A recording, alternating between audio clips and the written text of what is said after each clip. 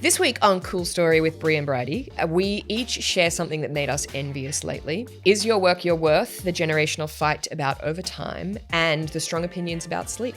Then after we talk, we have an author special. I am super excited. I'll be interviewing Elise Loehnen about her extraordinary book, On Our Best Behaviour, The Price Women Pay to Be Good. I'm Bridie Javor. And I'm Bri Lee. Bridie, what have you been up to this week? Well, I went to a really fun wedding, a night wedding. Night wedding? They got married at 7 p.m. Is that chic? I thought it was so chic. It was, Yeah. and it was a very sexy wedding because everyone was really properly dressed up for a cocktail event because we weren't going day to night. Love it. So there were lots of sexy dresses and it was just an amazing vibe. The bride has great taste and was very beautiful. And Maddie and I had our very generous friends, Monica and Candace, look after the boys. So we had free babysitting. I'm getting deja vu. I feel like you've started every week talking about how thrilled you are that someone's babysat your kids for you. For free. Yeah. Well, it is thrilling to get free babysitting. But anyway, Maddie and I maybe took too much advantage of it and behaved a little badly. I'm publicly apologising. Because they came and my boys love them. And so they were, which is great when your kids are excited to be babysat. Anyway, I said one of us will be back by 10:30. One of us, Maddie, will be back by 10:30. Monica said, that's a bit early. And I said, oh, well, like 10:30, but I'm like, we'll try. I know that you're really tired and you've had a big week. I appreciate you doing this. Like we'll get home by 10:30. Me and Matt go and have a great time, see all our friends, drank all the booze, ate all the food, talking, hanging out. I look and we never sorted with each other who was watching the time. And because we weren't paying for the time, I think we didn't have, that extra motivation. And I looked down at my phone and it was 20 past 11. And I had a text from Candace that had come through at 11 p.m. saying, hey, mate, no big rush, but when are you getting home? Because one of us has to get home to our dog. Oh. And I'd missed it and just hadn't responded and hadn't turned up. And I was like, Matt, we have to go. It's 20 past 11.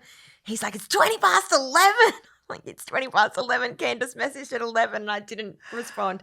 I messaged her obviously straight away and got home and poor Monica is sitting there at 10 to midnight by herself. So tired, so lovely. But yeah, pretty bad behavior from me and Matt. I would have felt like such rubbish in the cab home. Oh yeah, totally. That's and I was feeling. I was so apologetic and she was so cool about it. But Candace and Monica are getting taken out to a very nice dinner in the next month. So don't worry. We are redeeming ourselves. Glad to hear it. Well, my folks were visiting Sydney, which is I always love it when people come to visit me in Sydney because then I do the touristy things and I'm like, this is beautiful. And it was supposed to be miserable weather, but Sydney really turned it on. And one of the things we did is that, like I mentioned last week on the episode, that I was going to go see The Weekend, the play, the adaptation of Charlotte Wood's novel. Oh, yes. And it was so fucking good. Really, really good. Extraordinarily cast. There's this sort of, in the book, there's this really geriatric dog called Finn who's can't really control his bladder and is past the point in time where I think most people would agree it's kind to say goodbye. But for many reasons, the character who owns Finn is attached to him and won't let go. And the woman who operated it was one of those extraordinary kind of puppets on stage. Oh, wow. Where you just basically choose to suspend your disbelief and the puppeteer makes it easy for you to do so because the figure of the dog is so real, the way it moves. And it was perfectly done. But the other thing was that, it's a play a lot about mortality and about whether or not different people at different stages are terrified of death or accepting that that's the single thing we all have in common. And we had to, it's supposed to be a one-act play, and we had to stop partway through and have a sort of forced/incidental intermission because a woman in the audience, an older woman in the audience, was having a cardiac event. Oh, I thought you were going to say was crying too much. No. And made the whole thing feel like, for me watching, so much more high stakes and intense and just real than I think it otherwise would have. That is crazy. Were there doctors or nurses around in the Yeah, audience? we had to clear out of the seats so that paramedics could come in, and we just had this kind of. They were like, "All right, intermission. We'll just have an intermission," which was the exact right way to handle it. But yeah, that was my like live theatre experience, and the it was live theatre brush with mortality. Yeah, but it also reminded me of what is special about live theatre, which is that anything could happen because it's actually in front of you with real human beings right there and then. There's an immediacy and an undeniable kind of risk there for both the performer and the audience in some kind of uniquely exhilarating way. And but can also absorb you. What's amazing about theatre is that it can absorb you in a way that it's all totally believable. Like there are so many when theatre is great, you don't think I'm sitting here watching people say their lines. Yes. Like you truly believe I'm sitting here watching 4 women or 3 women with this geriatric dog. Yeah. Yeah. I really hope I get to see that because I loved the novel. It's finishing soon. You need to get my done. Free babysitters around. Bri, are you free? Yeah, I'll babysit your kids. I like your kids. All right, what have you been reading? This week I read this extraordinary book. It's a short book. That is short. Sorry, just for people who are listening, that's small. It's 150 pages, so it's almost like an extended essay. It's called The Resurrection of Winnie Mandela by Sisonke Musaimang. And I know Sisonke. She lives in Perth. She's South African. And she actually grew up in exile. Oh, wow. And has written an extraordinary memoir about that. And she lives in Perth and she's an amazing writer and I really like her as a person and I'm just making my way through her work. And I didn't know that much about Winnie Mandela and I actually don't know that much about South African history. Like we all know about apartheid. But on like a kind of surface level. Yeah, and like, we were kids. Yes. When it was 1994. I feel like that what went down. A lot of millennials would have is like having done it for 1 or 2 weeks in modern history. Yes. And we all know who Nelson Mandela is and the photo of him walking out of the prison. So this is just about Winnie and it was actually a really extraordinary book to read after reading Wifedom. Yeah. And, the erasure of George Orwell's wife. And this book really illuminates Winnie's role in freedom and the end of apartheid and how she was firstly known as Nelson Mandela's wife, but was actually an extraordinary freedom fighter in her own right, an extraordinary civil rights activist who also did some terrible things. And Sisonke does not shy away from that.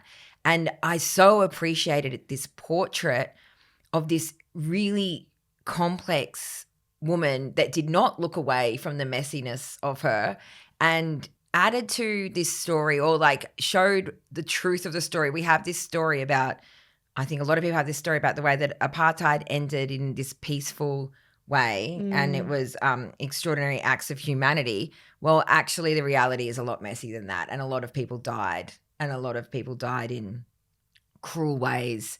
And the truth of that has to be reckoned with. And the way you can reckon with the truth is through the story of Winnie Mandela, an extraordinary woman, as is Sisonke, and really beautifully written. And one of the things that she pulled off here, which I so rarely see, is most of it is written in the second person. Wow. Yeah, which is like a really interesting creative decision and one that usually is not pulled off. Usually if I read something in the second person, I stop like a third of the way through. I don't know if I mentioned this, but Rebecca Mackay's book, I Have Some Questions For You, is written fantastically in a very specific type of second person. Oh, really? Yeah. And she pulled it off in a way that I also felt was rare. Oh yeah, what a difficult thing to do. Anyway, and so you learn so much about Winnie and it was amazing to read about her as her own person, not just Nelson Mandela's wife. And God, she had a hard life and she was, she grew up in a South Africa where something like less than 14% of Black South Africans knew how to read. And her parents taught her how to read. That in itself is what set her on the track for this extraordinary life. And it was just, it's a small part of the book, but also a reminder of how completely transformative that can be. Just just literacy. Highly recommend. It was When did this come I read out? it in a day. A few years ago. So I picked this up when I went to see Sasonki talk at the Festival of Dangerous Ideas, where she did an amazing lecture called Precious White Lives, which you can find on I think it's the ABC's podcast feed. Yep. We have to put this in the show notes. Yeah, It's I'll put it in the show. extraordinary. It is an extraordinary lecture. Okay, I'm opening it up. It was published in 2018. Wow. So just after Winnie died. Well, all right. Yep. So that I guess was the impetus for it. But, you know, Sasonki's such an incredible writer and like such a great intellect. Yeah. The way that she deals with all the issues around the violence especially is amazing and just really interesting. And I just love learning a bit about a history that I don't know that much about as well. Yeah. Fantastic. I have been reading this new release. It's by Elise Loehnen. It's called On Our Best Behaviour, and the subtitle is The Price Women Pay to Be Good. What most people know Elise Loehnen for, she's she's a New York Times best-selling author and has done a great many things. And she runs the Pulling the Thread podcast, which is fantastic. And she has an excellent Substack, shout out, called Pulling the Thread as well. What most people know her for is that she, for a long time, was a big player, employee at Goop. Gwyneth Paltrow's lifestyle brand. Yes. And I was curious about how somebody who for so many years was a part of that crowd would then do what I consider to be a sort of full 180 and write a book about how women are trapped by expectations of sort of goodness, perfection, high achieving morality, etc. And aesthetics. Yeah. And aesthetics is one part of it. But what is interesting is that Loehnen has framed this book, has sort of chosen this structure where she steps through the 7 deadly sins and the 8th that actually got historically left off for interesting reasons, which was sadness. So it's lust, gluttony, greed, sloth, wrath, envy, pride, and sadness. Did sadness get left off because it's not fun like all the other ones? No, I'm not going to go into that because there are like interesting historical reasons, but for why it got left off, which are related to the fact, which I didn't even know this, that the 7 deadly sins are not even scripture. Like they're not, like they don't come from like the Bible or Jesus. I knew that. Well, I don't know anything about good Catholic. Jesus stuff. Anyway, it's fantastic. And in a huge get, Elise is in Australia touring her book, and I will be interviewing her for the podcast this afternoon. I cannot wait to listen to. I am so excited. I've been doing my research because I'm a good girl on brand, and I've been listening to the interviews she's given on a number of other podcasts, and she is a huge fucking brain. One of those people who you could just listen to for hours and hours and hours. Did she say that there was an impetus for her Leaving leaving Goop and having this this 180? Or? Okay, interestingly, I am not allowed to ask her explicitly about her departure from Goop, and she has chosen pretty consistently to not let that be like a huge framing of her touring this book and talking about it. But what she is open about in like a sort of foreword/introduction to this, she'd reached a point in her life where she ticked all of these boxes of like external markers of success. She's, extraordinarily motivated and high achieving and does all this great work, and she had this great marriage and these great kids, but was having these hectic, quite specific versions of kind of anxiety symptoms where she like couldn't, it's called chronic hyperventilation. She couldn't take a deep breath ever unless she yawned. And she'd had it a bit on and off in her 20s, and then it just got to this obviously like breaking point. And rather than like, I'm not bummed that I can't grill her about her departure from Goop. I think the incredible legwork she has done in researching this book and laying out her thoughts and feelings means like this work speaks for itself and speaks to the pivot she has done both personally and professionally. And when I was reading one of the chapters in particular, it made me really want to ask you specifically a question. Oh, here we go. Yeah. I love it when you surprise me on air. Yeah, here we go. You are, because you are like the most well-adjusted person I know and the only millennial I've ever met who doesn't have anxiety. I want to know, do you ever or frequently experience envy? Ooh, good question. Yes, absolutely. Yes, I do experience envy for sure. And resentment. Okay, so they are like very close to each other. They're like definitely related feelings. For people listening, I needed a refresher on this. The basic difference between jealousy and envy is that jealousy requires a third party. Like you're afraid that somebody will take something from you. And what most of us would be most familiar, like the scenario most of us are most familiar with, is being jealous of a partner who you suspect or are afraid is like going off with someone else. But envy is like you and one other person, and you want what they have, you resent that they have it, and to varying degrees, you want it for yourself and or you just want to take it away from them or for them to not have it. Oh, yes. Okay, my envy is quite specific. My envy is around money. Yeah. And property. Yeah. And especially in the past few years, people being able to buy houses that fit their family.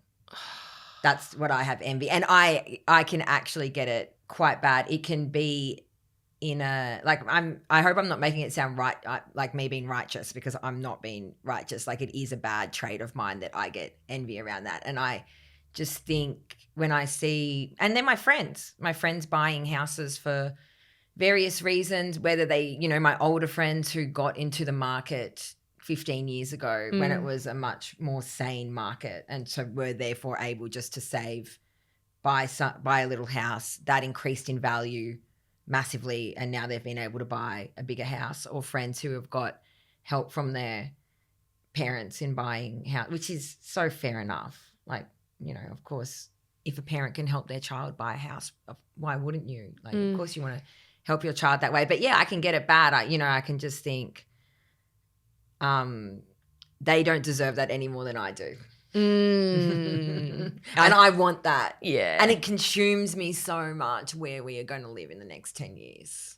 I think you should tell people who haven't read Trivial Grievances about, like, you live in a house that currently fits you and your partner and your two kids. Like, that's your family unit, the four of you.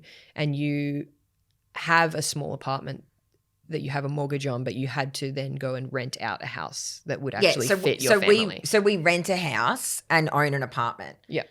And another way the children have ruined my life.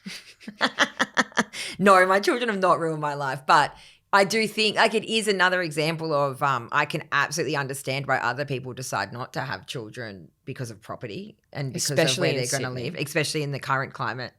Because we would fit in the apartment if we didn't have the children. But we probably might have to fit back into the apartment next year. I'm not sure, because our rent got put up $100 a week. Fuck your landlord. Anyway, yeah. The reason I asked, so that's why I'm obsessed with it, like that, and have the envy. And I'm in such a privileged position. Like, the house that I rent, I love that house, and it's great to be able to rent that house, and and to have the apartment is amazing as well. Like, and I have an enormous privilege around that, and I know that. But yeah, my envy is definitely around people being able to own the place they fit in with their family. Yeah. Well, what's really interesting, I don't want this to turn into some like couch psychology session, but what's really interesting is that, like, you sound a lot further forward than a lot of other people are in realizing that what Loehnen talks about in this book is, like, if you're willing to actually sit in your envy, it can be a really valuable tool to tell you what you want. And that there's this weird thing where women in particular feel so much shame anytime they have feelings of envy, that they either act out on them in really weird and strange ways, and they manifest in really weird and strange ways, or they just sort of try and swallow them. And, but it doesn't go anywhere. It's coming from somewhere. And envy can actually if you're like willing to look at it usefully, can like help you clarify what you want from your life or what you think is missing in your life. Yeah, what's missing in my life? Is a Stable housing.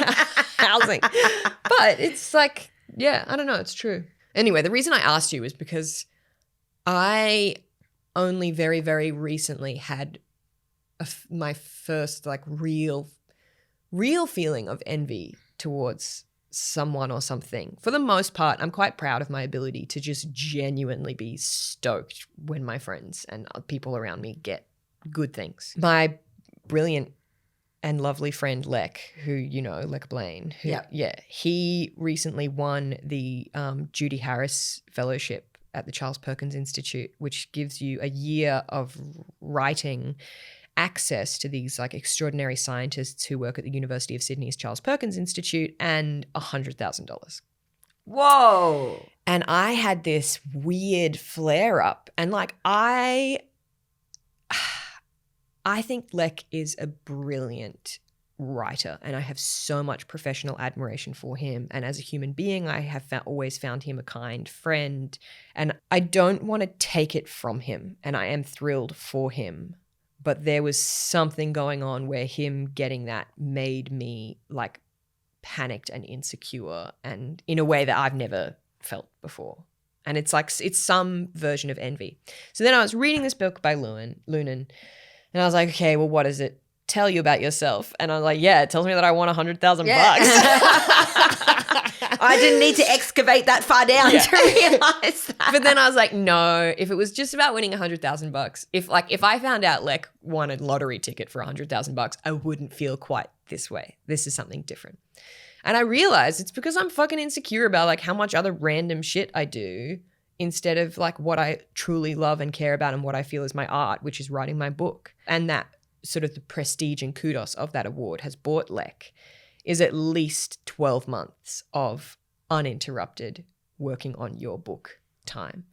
And like in my mind, that is, you actually like can't, although the price on that is literally $100,000, you sort of can't put a price on that. True. And to have that writing time would be incredible. I am envious of being able to have that writing time, and it would be great to have that year, but you can't have your whole life be writing time. I know. You need to be out in the real world. Yeah. And Jennifer Down, who won the Miles Franklin last year for Bodies of Light, an extraordinary book. I was listening to her in an interview, which I will try to link in the show notes, talking about her belief that writers need to have another job. Yeah, I fully agree with that. Yeah, and you need to be out in the real world. It's how like you get your work done. So it would be incredible to have that year, but you also need to go back out into the real world and have a different job or do different things as well. You can't just sit unless you're Anne Patchett. No, Anne Patchett's got another job. Yeah. She works in a bookshop. Yeah. Which is like such a good job for a writer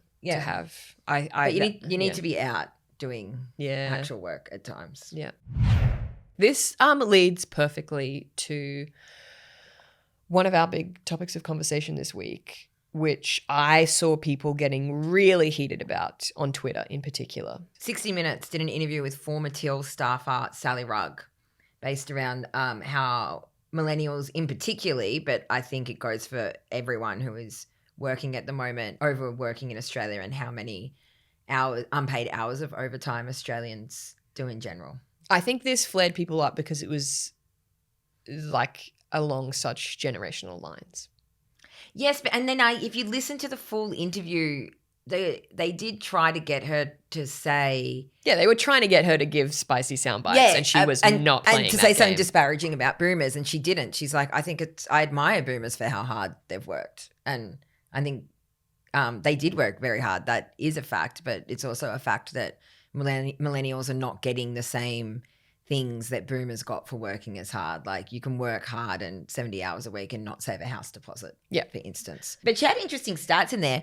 4 million Australians work more than 45 hours a week, 2 million more than 50, and 1 million more than 60. I thought that was really high. That surprised me how many are doing more than 60 hours a week. There was also, I just screenshotted this. Sally tweeted, quote tweeted someone else, and what she quoted top was just pick up some extra shifts and the upside down smiley face. And she's quoting a tweet that explains that in 2020, the average first home buyer deposit was $108,000. And just like 2 to 3 years later, it was $159,000. Oh my God. So a 50% increase. So it's like on an gone already from, massive deposit. yeah, so it's gone from 100 and a bit to 150 and a bit, like almost 160 in 2 years. Like, so it's just this generational thing, like you said, where it's not the case that boomers didn't work hard. It's just that it doesn't matter how hard millennials work. The ratio of income work to what you need. Again, like every fucking conversation we have about inequality in Australia comes back to housing. Yes. Housing is the big, and cost of living are the big stories of this year. It's also interesting to think about culturally how attitudes to work have changed over the past few decades, because I feel like 10 years ago or 15 years ago, there was real like hustle grind mindset, and it was lauded in pop culture that, you know, to work really hard said something about your character. Yeah. Like it was tied in with your, if you worked a lot, it was tied in with your character. It showed positive attributes about you. And if you didn't want to do all the overtime, you could be characterized as lazy. And I think that there's been a correction happening on that in the past few years. And I've certainly seen it in my industry in the past 17 years, where it used to be so normal to do hours and hours of unpaid overtime, you know, finish your work day when the work finished, which at times in different journalism jobs, especially with the advent of online, meant that you could be starting at 8 a.m. and not finishing until 9 or 10 at night. And that's still actually quite usual in press galleries. But I've really noticed in the past 5 years how, especially seeing younger people like the generation below millennials come into the workforce, and how they really take a stand against it, and they won't do hours of overtime if they're not going to get it back as time in lieu, or if they're not going to get paid for it, and they won't work all this overtime for working overtime's sake. And I really respect it. And I think that another big aspect of overwork and work burnout in the past decade or so has been freaking bane of my existence, emails on the phone. Yeah. I noticed with some professions is they can't take their work home, usually the most useful professions, i.e. like, you know, nurses, cleaners. Not us. Yeah, not us. But, you know, they finish their shift and they leave, and there's not much more, like there's nothing else to do. You can't keep looking after your patient at home, et cetera, et cetera. You can't clean, you know, someone else's house if you're at your own home. You can't educate young children if they've returned to their parents. Although they do a lot of work at home with all their marking and stuff that teachers that doesn't get done in work hours. But having email on the phone when I started, we didn't have email on our phone, so I've really noticed the impact of it in journalism in particular. You're just like always on. And if not expected to respond, at least have the expectation on yourself that you respond. And I find myself checking my work emails, you know, after dinner, before I go to bed. And it is just another way of having like work in your mind, and another thing that can add to burnout and overwork. Okay, I'm going to read a paragraph from On Our Best Behaviour by Elise Loehnen that, like, I just had dog-eared anyway because it so much speaks to this. It's about this thing, and when you were talking about before this, like the peak of hustle culture, I struggle with that hugely. And I have been self-employed now for like 7 years, maybe 8 or whatever, just like my own boss, having like 5 jobs at a time. And I used to wear it really as like a point of pride that people would call me like the busiest person they knew, or like the most productive person they knew. And in the last sort of year or two, I realized that I wanted for myself and for my like sort of family of 2 people plus a dog to take weekends off. And it has been difficult. This is like 6 or 7 years of doing things one way. Unlearning it has taken so much time. And interestingly, switching off push notifications from emails on my mobile was an absolute breakthrough. And I now have the only things on my phone that will send me notifications now are WhatsApp, texts, and calls. nothing else comes through. I've also turned off notifications for so much. I turned off Yeah. Insta notifications, which isn't even to do with my work, but it's just to stop you picking Yeah. up your phone or engaging immediately. And people message. I've turned off notifications for Twitter.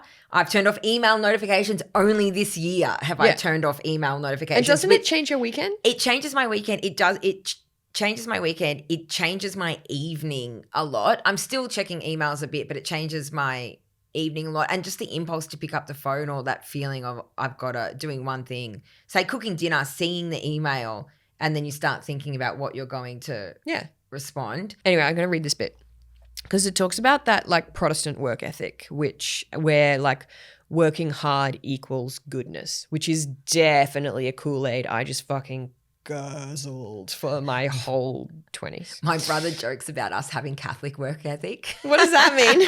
We love to have fun. Catholic work ethic is having a sick one. Yeah. Well, going hard at work and then having a sick one in the rest of your life. Okay, I really like, so this is, sorry to everyone listening, I got distracted. This is from page 32 of On Our Best Behaviour.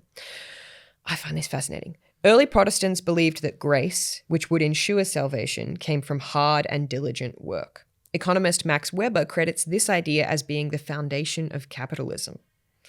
A time card punching working class, supervised by salaried managerial overlords, defined early capitalism. But these days, almost all of us participate in an economy that measures us by output.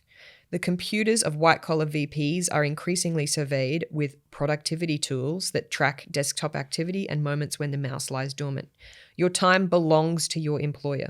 The early promise of technology was to improve efficiency and to liberate us from constant toil. In reality, it's done the opposite.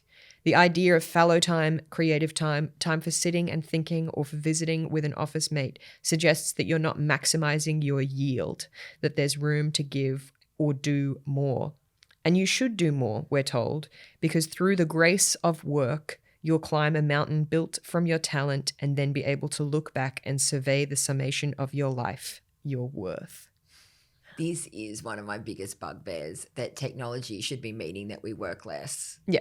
And be having a sick one, and we've just become enslaved to it and made us work more. And in the extreme, this is what I think we're seeing with what we saw in the extreme protests borderline turning into rioting in Paris, because technological advancements mean that we can live longer than before. Instead of that meaning that we can have more time to rest at the end of our lives and more time with loved ones in our later years, it just means that we're supposed to work more and more and more. And for every increased year in average age of mortality, you just have an increased year of work expectancy before you can get the pension. They're so bad, almost every government, at drawing distinctions between white collar workers and blue collar workers when it comes to pension age as well, because there are some jobs that you could, everyone just has the right to rest and should have the right to their leisure time, obviously, and to end their work life and enjoy the rest of their life. But also there's the reality that there are some jobs, or a lot of jobs, that you just can't physically keep doing. Yeah. That you ruin your body for. But I like me at my computer. Ruining my body. My brother actually rang me this morning. It's funny, we're talking about work, because he rang me this morning and I said, I'm actually super busy. I'm on the way to like the third different job that I'm doing this week. And Seamus goes, who's a nurse? Bridie, just because you're sitting down in a different room doesn't mean you're working. And there's my reality check. Oh, God. Yeah. I don't know how to work less, though. I don't know. I struggle with the feelings of worth. And it's hard when you work for yourself, because in a very real way, every extra hour I work does make me more money. And in a way that I really appreciate and like, everything I invest is like building something by me and for me. I know for a fact, without a doubt, that I would never work as hard as I do right now if I was employed by someone else. Don't you think that's really dependent on who's employing you? Like if it's a company or a job that you feel has a lot of social worth? I think it can depend on the job, and if you feel that you're contributing to something bigger, or there's real like worth, or the organization that you're working for makes a difference in the world. Yeah. No, that's like a kind of, if there was some sort of altruistic or sort of deep human moral satisfaction component, which is a way that a lot of those organizations get their employees to work a lot, because of the moral component to it and the feeling that you're contributing something to society. It's also like the worth thing, I think, is also difficult in both of our jobs, various jobs and careers, because a lot of what we get to do is creative as well, and it's hard, and so it does feel like an expression of self, and then you're getting paid for it, and then that's also how your sense of worth gets all wrapped up in your job. Yeah, definitely. All of this exhaustion leads us to one of the other things that was hugely doing the rounds this week: spicy opinions about people, whether or not you should co-sleep with children, and just sleep habits, sleep issues, sleep hygiene. Sleep in general. People love talking about sleep, how they get to sleep, when's the best sleep, why they had a bad sleep. But really, and anyone who is like, a lot of shift workers, everyone can know this, but particularly when you've had small children, that is a really big realization about how sleep can absolutely ruin your life. It's not kids that ruin your life. It's the sleep they take away from you that ruin your life. And the times that I've felt most mentally unstable and most vulnerable have been the times in my life when that sleep has been taken away from me. But I'm actually an amazing sleeper. You're not surprised to learn. I'm looking at your face. How do I go to sleep at night? I lie down in my big bed and close my eyes and go to sleep. Yeah, I'm afraid I can sleep almost anywhere, in a way that I don't talk about much publicly because it sounds like I'm bragging. Yeah. Well, there is a value judgment on it, isn't there? Like an element of it. There was this article in particular, which we'll link in the show notes, called "Co-Sleeping with Children Has Biological Benefits, but It's Not Always the Answer to a Good Night's Sleep." And it's by Sarah Blunden. And it actually goes into, it's not just about co-sleeping with children. It actually goes into a bit about the history of sleep, which I found so fascinating. And in medieval England, sleep was a social and communal practice. So passing travellers would sleep in the same bed or room with you. And visitors, if you had visitors, they would just sleep with you, which my family is still doing to an extent. Like if enough of us are home at the same time, brothers and sisters will sleep with each other and share beds. And my siblings have all shared beds with my kids. It was only in the 15th century that separate sleeping rooms really took off and was seen as a sign of wealth. If you had somewhere to sleep that was separate to the rest of the house and even separate to the rest of your family, which I guess is how we've got to where we are today in the Western world, where children, I think it's even becoming less of a trend for children to share bedrooms now. Like I see so many people having separate rooms for children, particularly past the age of 10. And it's a huge topic in like the inverted commas, like mummy online communities, co-sleeping. Yeah, I'm not even really a member of those places, and I know that co-sleeping gets people fucking upset. Yeah. Well, like co-sleeping or not co-sleeping. And I don't even know which one you're supposed to, according to whom. It depends on who you're talking to about whether it's evil or essential. I found my experience with sleep and my kids has been that I have done every single thing. Like you've tried them all. You do them all. Like if you're not ideological about it, I think this is the experience of a lot of parents. We've done crying it out, which is controversial, but absolutely worked for my first child. I did co-sleeping, when they were babies, if they would fall asleep in the bed, if that was the only way, particularly with my oldest, he was the problem sleeper. Yeah, he was allowed to sleep in my bed and then would get moved to his own room. He was put in his own room because he was such a loud sleeper and like would always wake us up, which is like controversial whether you have them in the room or not. We did crying it out. We did co-sleeping. I did feeding to sleep, which is like, honestly, any aspect of getting your kid to sleep, there is like an ideology around it. I didn't buy into a lot of it. I was fine doing whatever worked, but I kind of knew that I did want them to sleep in there. I would prefer them to sleep in their own beds. And they were actually both of my boys were pretty good at that. Until the last year for some reason, and they've made their way into my bed. What? Yes. My bed, which they don't even refer to as mum and dad's bed. They refer to it as mum's bed because of how much they have booted my husband out in the middle of the night. Oh, Maddie. Yeah, so they come in, and also it's just so easy to do because like it's the middle of the night and you know they're going to go to sleep, and they come in and they want to sleep with you and you go, okay, get in. Sleeping with kids is insane how much room they take up. They will sleep nose to nose with you. They will breathe all over you. Sounds like a dog. Yeah, they move around. They put their foot in your spine. And at first when they were coming in, it was only a little bit. Hamish would sometimes come in and I would think, this is so sweet, especially if it was a Saturday morning and we were waking up slowly together and you would like chat, or I would like look at him sleeping and oh, that's beautiful. Oh, you just love your kids so much when they're asleep. They're so cute. And I was like, this is sweet. He's not going to sleep with me forever. Like, you know, it's not really a big deal. And, you know, the other bed that Matt was going to is very comfortable. So Matt was getting a fine night's sleep.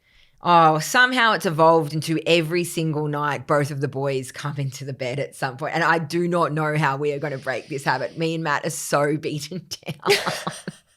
And I have wondered a lot about the science of it, like why children want to sleep with their parents so much. Yeah. I think it's just simple mammal stuff. But also and wanting to feel body warmth in the middle of the night. But what that article pointed out was that them sleeping separately is the new thing. Yeah, like exactly. Actually, that it's just there's clearly something sort of human about it. And sleeping with your young. And I thought about it a bit and I thought adults, when they have the choice, mostly sleep with another adult. Yeah. And like also, most couples share a bed. So we don't really actually expect, if you're in a relationship or live with another adult, we think it's strange when people have separate bedrooms and we wouldn't expect them to sleep alone, but we expect little kids to sleep alone. The one thing I have an extremely strong opinion about is snoring.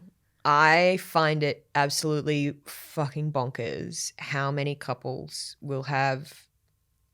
So there's a couple, person A and person B. Person A is a snorer and it means that person B can't sleep properly.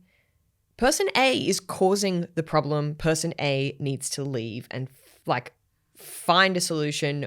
Like, how it's acceptable to me that so many couples will just have person B who's not sleeping properly and can't get a good night's sleep, and that sleep deprivation is literally torture. And it's like not. The person causing the problem needs to sort the problem or leave the room. Go to the doctor, which is usually the man in a heterosexual relationship. I'm sorry, it's a part of it. Like that it really makes me livid how many, and it can be like it's, you know, snoring is gender neutral, but often in my experience when I hear couples talk, it is just that the woman is sort of kind of implicitly expected to sort of just put up with chronic under-restedness because the dude snores as soon as he goes to sleep. And it's fucked. And won't go to the doctor or won't sleep go to in the another doctor. room. I have very, very strong opinions about this. No one can function at their best and no one can be as happy as they might otherwise be if they are not getting a proper night's sleep. It is cruel and selfish. And I will cut a minute. Okay. But like, yeah, it just fucking baffles me and it makes me furious. Well, it's okay to snore. The issue is if you're waking the other person up. Yeah. But so I think we both snore, but we're both deep sleepers, so we don't wake each other up. Yeah, that's fine. Well, bless you. Bless you. I only get woken by the little face at the bed, all of it. Mom, are you awake? What about now? I'm just poking you. Yeah. Pulling my eyelids open. Are you awake? No. All right. Apart from further sleep deprivation, what have you got coming up this week? Well, I'm not going to another wedding. I've had 2 this month. Oh, I'm going to a Korean spa to get a full body scrub, which I've never done before. Yeah, in Chatswood. Oh, nice. And I've known about it. I've been meaning to go for years and I've never gone. Helen Garner references it in her diary. She loved to do it in Sydney. When she lived in Sydney, would go to the Korean spa and get full body scrub down, and I'm finally doing it this weekend. When I was in Turkey, I went to a full-on legit hammam and had the full body wash down, and it was an extraordinary experience. Yeah, I can't wait to come out so relaxed and silky smooth to race home by 4:30 to make sure Maddie can go watch the footy. A beautiful day of tag teaming. Well, this afternoon, as I mentioned, I will be interviewing Elise Loehnen. Stick around and hear that. So our original plan was to run the author interview straight on after Bridie and I's chat, but I interviewed Elise and it was too good. We were talking for over an hour. So here's a exciting little excerpt, and please come back on Wednesday where you can hear the full interview between myself and Elise Loehnen about her extraordinary book. Hi, Elise. Hi, thanks for having me. Thank you to your partner, wherever she is, for letting me take her seat. It's so exciting to get to speak to you. I know you've only been in the country a couple of days. Welcome. Thank you. I'm going to stay forever. Do you love it here? It's wonderful. You guys, I think you know what you're doing here. Clearly. Everyone's so nice and warm and relaxed. Sydney has turned it on for you, I will say, Oh. weather-wise. Yeah, spring has sprung. It's beautiful. I actually want to start with the subtitle because I noticed that in America, the subtitle includes a reference to the 7 deadly sins. Yeah. Do you think there's the whole marketing thing, which is not as interesting to me about Australia being a more secular audience. But maybe for people who have not heard of the book or are not familiar, can you explain that premise? Yeah. So, as you mentioned, in America, it is the 7 deadly sins and the price women pay to be good. And they create the superstructure of the book. So each chapter is about a sin. And to remind you what they are, it is sloth, pride, envy, greed, gluttony, lust, anger. And I needed a reminder. I just, for context, did not grow up in a religious household. I would never have thought that these sins applied to me, or I didn't subscribe to them. I didn't choose to abide by them. I, had vague ideas of what they were. But when I started working on this book, on this quest for what is it about women and this quote unquote goodness that we try to subscribe to culturally, where did this come from? And that's where I landed. That was the checklist, the 7 deadly sins, in a way that sent chills up and down my spine, because a full body recognition, and also sort of that a recognition, and then also that revelation, which I think we all know is true, but that these systems that we don't necessarily consciously choose circumscribe and define our lives in ways that we're not always aware of. And it's not always an option to just opt out. Oh, it's not an option at all. Culture is so contagious. It's a virus that we whisper into each other's ears. It's incredibly hard to rail against it. One, to identify it even, and then to say, I do not choose to participate. And the argument of the book is that in our quest for quote unquote goodness, which is how we have endured in a culture not built for women in our patriarchy, that we uphold these ideas of what it is to be a good woman, and then we police each other as well. And a good woman is a woman who needs no rest, has no wants and desires, has no appetite, needs no recognition or praise or affirmation, and is never upset about any of it. Never hungry, never upset. Oh, yeah. Yeah. I got so much out of even the introduction, the foreword to your book. I've chosen 3 of the sins that I want to focus on, because otherwise we could be here we'd be here for a really long time. But actually, before we do that, I have a couple of questions about sort of your work. Something I'm always really interested in.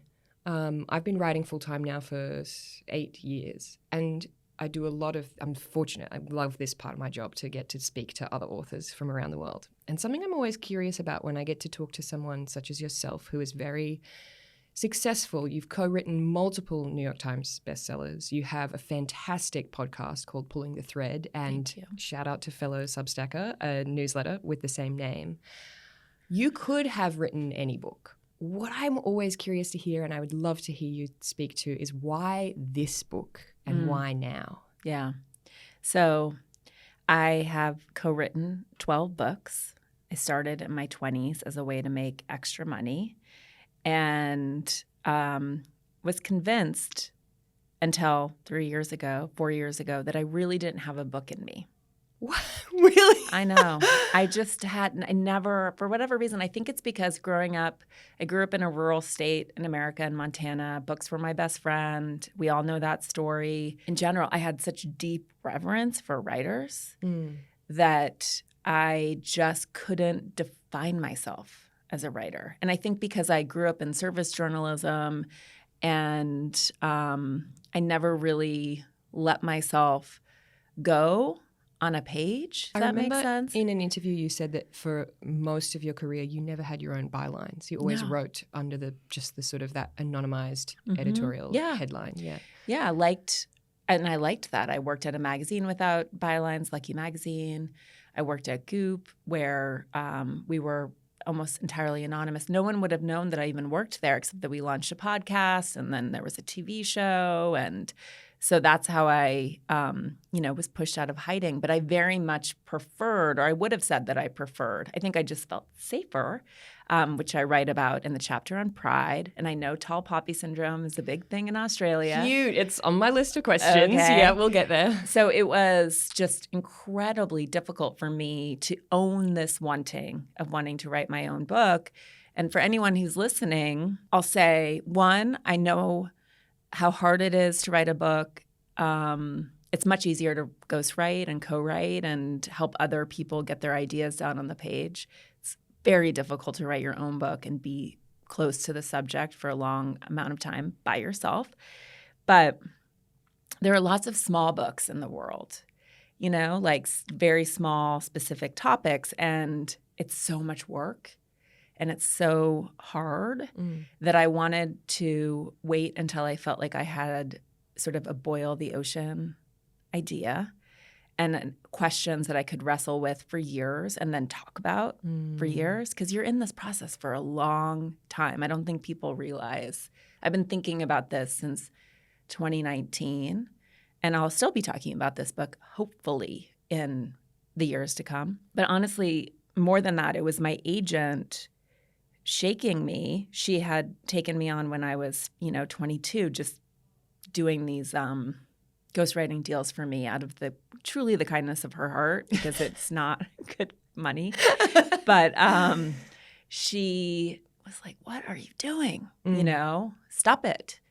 And I really had this come to sort of Jesus with myself. And as soon as I opened up myself to the idea that I would write a book, once I found the question I wanted to wrestle to the ground, it happened. Wow. Yeah. That's so good. Something I think a lot of people struggle with is waiting for somebody to either invite them or shove them to go for such a huge solo project themselves. Yeah. But really, you want to choose a question, if you're writing nonfiction, that you can imagine wrestling with and tussling with for years. That's a fire. That's something that's that you really want to get your arms around. Yeah, absolutely. I mean, you could have started with lust or wrath. Why start with sloth? Because I don't know any woman who does not feel like she should always be doing more. I look around at all of my mates, and I just see this sea of women fucking kicking ass, taking names day after day after day. And I love them so much, and I'm so proud of them, and I'm glad that I live in a time and a place where we can celebrate each other's ambition and each other's wins. But I also, because I know them well, I know that they are exhausted. Yes. And I know that they are wrecked. And I know in myself as well that the drive is not always coming from a positive place. No. I describe it as my internal cattle prod, and I think that Australian audiences will resonate with that. Yeah. So my husband said to me, in the time that we've been married, you haven't been able to sit and watch a TV show with me for more than 20 minutes. Meanwhile, my husband just wears grooves into the couch with his butt. Like, he's such a good relaxer, and he's really good at doing that with our children. Whereas I'm up, I'm getting my computer, I'm multitasking, I'm loading the dishwasher. I'm just this idea that I'm not doing enough is such a plague. And for a long time, for most of my life, I look at all the data. I recognize that women are doing both more at the office and at home than men. The statistics are staggering, and they're not really improving despite the conversation that we're having about it. And what I had to face, which is uncomfortable, is that, I grew up in a progressive family. My husband's a feminist. I'm the primary breadwinner. And he's not insisting that our house be spotless and organized. He's not asking for home-cooked meals every night, much less ever. Nobody is putting this pressure on me except for myself, trying to abide by the standards that we recognize as what it is to be a good woman, a good mother, a good partner. It comes back to that thing, though, about how you can't just opt out. No. You can't understand it on a sort of academic, rational level and therefore be free. Yeah. It's in the air. It's in the air. And I was enforcing it on myself as much as I was railing against it.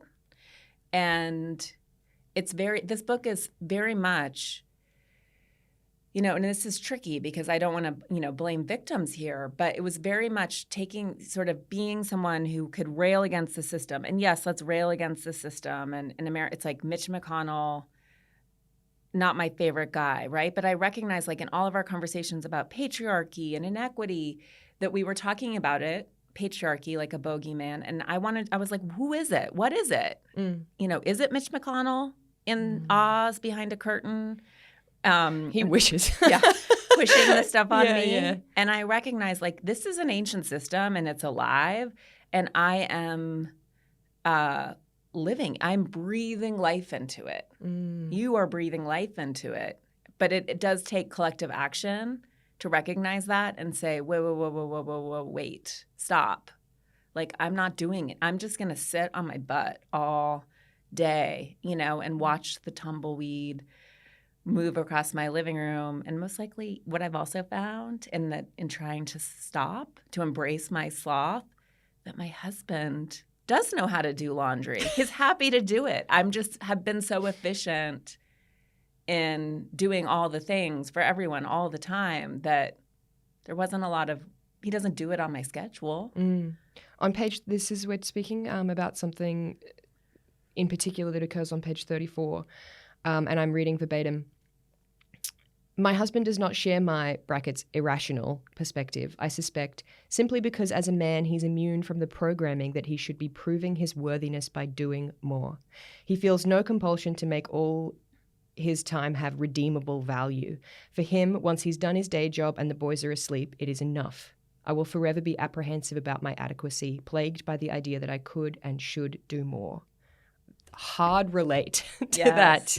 Just this idea of productivity and worth and how gendered it seems to be that even if you sort of tick off everything on your to-do list, it's not actually about the list. Mm-mm. It's about whether or not you believe who you are and how you live is just worthy of both work, rest, and play. Yeah. And it's gendered. It is. This is, there's this amazing woman, Carol Gilligan. She's very old now, but she is a psychologist who did formative work. She wrote this book called In a Different Voice, and it's about how morality develops in both boys and girls. Oh, this part made me so sad, and it gave me goosebumps. I know. So two things there's a lot in her work that's stunning, but a lot of it is about, how girls become dislocated from their voices, literally and otherwise. But she talks about how boys come to believe that they're supposed to be in the world, while girls come to believe that they're supposed to be in service to the world.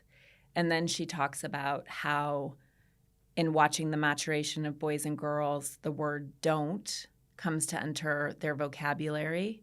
And for women, for girls, it's I don't know. And for boys, it's I don't care. That's right. That's the bit that made me I know. So sad. It's staggering. And yet you look at where we are, and obviously that both of those statements are a fallacy, and yet that's where we're culturally led, you know, where women are disavowing. And I feel like within that specific example, you have such a powerful, the powerful two phrases that also tell you everything that's wrong with patriarchy in how it hurts boys as well as girls. Yes. Yeah. That is, Yes. you're looking at both sides of how it hurts everyone. Yes. And it traps everyone. Yes. And those are the conversations that we collectively need to have, how wounding it is, how we need the next iteration of a culture, society.